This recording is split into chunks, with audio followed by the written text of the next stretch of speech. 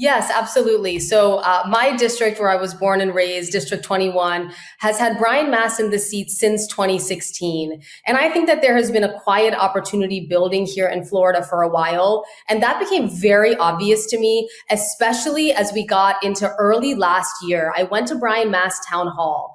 I was really taken aback by how angry it was and how many people were there.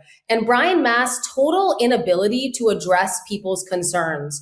For the last many years, there's been a real growing disconnect with his leadership and the people who elected him to serve, who he should be working for. And I think that we find ourselves now in a political moment where Mast with Trump is not saying, when I want you to jump, how high? It's, is it high enough? And I think that folks in our district are beginning to take wind of this and say, this is not what we signed up for, and you're not here to represent us. And so that is really what I want to take on in this election cycle. We have an elected official who even just a few weeks ago was voting to raise healthcare premiums for constituents in our district, which would have affected 70,000 voters that he himself serves. He's also been silent while ICE has been tearing through our communities without regard for human life.